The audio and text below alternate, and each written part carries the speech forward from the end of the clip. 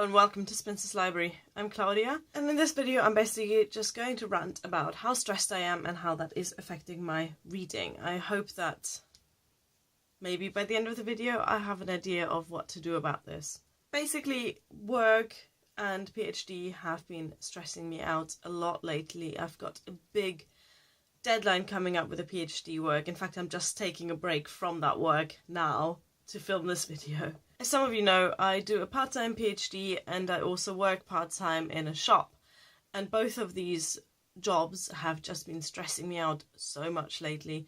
I've got a big deadline coming up in my PhD in just a few weeks. Even just thinking about it, it's giving me that heavy feeling in my stomach that I've had almost constantly for the last few weeks.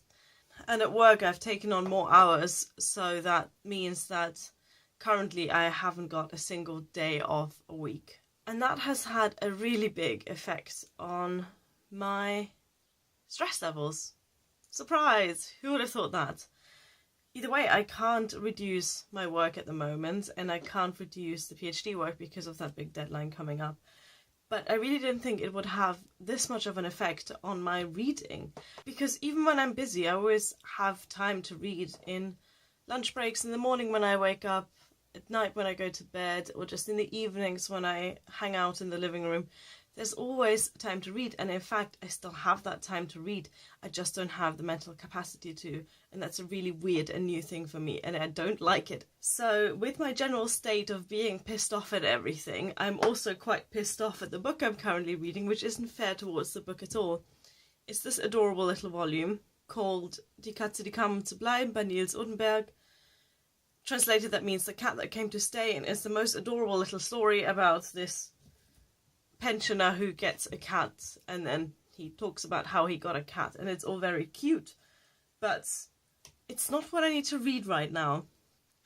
So I've decided to just stop my work for a moment. I was reading a very interesting paper over here, and I've decided to just stop for a moment, look at my TBR, and pick a new book to read that will hopefully get me out of this self-induced slump. I always read several books at the same time anyway, so I'm not going to give up on this. I'm almost done with it anyway.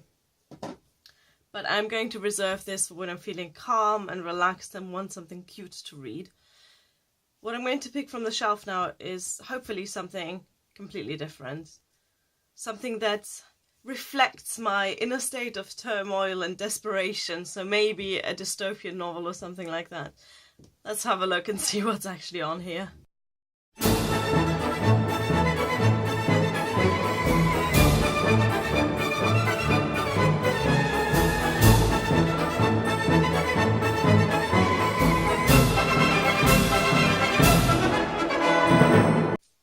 Okay, so I've quickly created a quick short list of books here, which I'll present to you now. As always, I don't know much about books I haven't read yet. This is I Am Legend by Richard Matheson. I got this as a present for Christmas. It's got zombies on the cover, so that speaks to me on a deeply personal level right now, because I really feel like eating someone's brain right now. In a similar vein, I have The Day of the Triffids by Wyndham. I know that this one is a dystopian novel, so maybe that's one for me, especially since the cover, the poor guy on the front, I feel like he's expressing my innermost emotions. Then I have Virginia Woolf's A Room of One's Own for a bit of that feminist rage, because everyone's a dick at the moment. And I also have William Golding's Lord of the Flies, because the cover is so disgusting. I feel like that could be the one for me right now.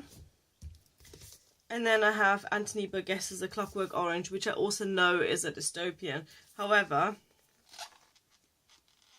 I feel like the language is just going to make me more angry, so maybe not that one.